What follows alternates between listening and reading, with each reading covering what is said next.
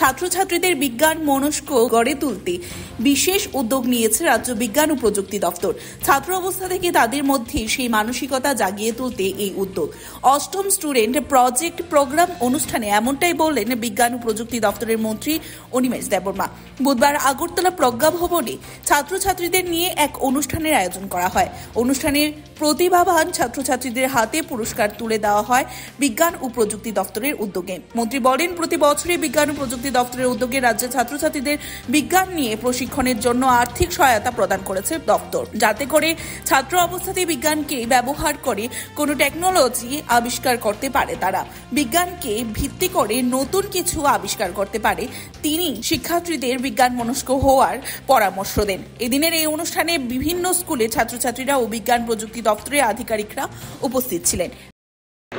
আমাদের যে science and technology department বিজ্ঞানকে আমাদের ছাত্রছাত্রীদের মাঝে নিয়ে যাওয়ার জন্য উই আর অলওয়েজ ট্রাইং যে শিক্ষার্থীরা যেন ছাত্রাবস্থা থেকে বিজ্ঞানের সঙ্গে যুক্ত থাকে, তারা যেন ছোটোখাটো টেকনোলজি আবিষ্কার করতে পারে।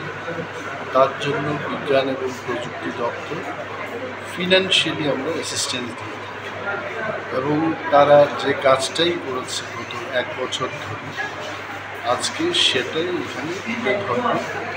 হোয়াট এক্স্যাক্টলি ইনোভেটিভ ওয়ার্ক ছাত্রছাত্রীরা করেছে এটা প্রতি বছরই আমরা করে থাকি এবং বেস্ট অফ দি মডেলস যারা সবচাইতে ভালো কাজ করেছে তাদেরকে উৎসাহিত করার জন্য পুরস্কৃত করা হয়। So this is a kind of initiative where science will come up from the students. Sir, এই যে উদ্ভাবনী শক্তিগুলি, যে নতুন নতুন উদ্ভাবনী শক্তি তারা করতেছে, সেটা আগামী দিনে জাতীয় স্তরে কি কোনো পর্যায়ে যায়? জাতীয় স্তরে করার জন্য জাতীয় পর্যায়ে যাবে এখান থেকে মডেল। যখনই সর্বভারতীয় লেভেলে প্রতিযোগিতাগুলো হচ্ছে আমাদের এখান থেকেও যাচ্ছে, কিন্তু আমরা চেষ্টা করছি যে আমাদের রাজ্যে জাতীয় স্তরে যাওয়ার আগে আমরা যেন প্রস্তুত থাকি।